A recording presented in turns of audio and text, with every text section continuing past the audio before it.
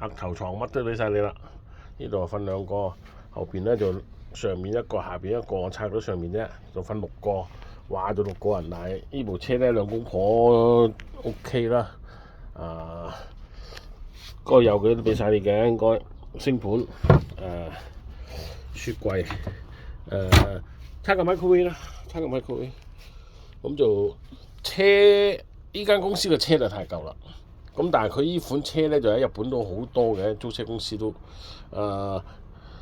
馬力就肯定唔夠㗎啦。不過就出去玩都唔求咩嘅啫，只要部車唔好太舊得啦。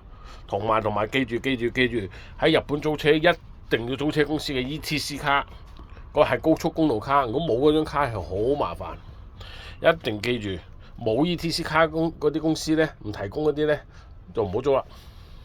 呢間公司居然係冇嘅。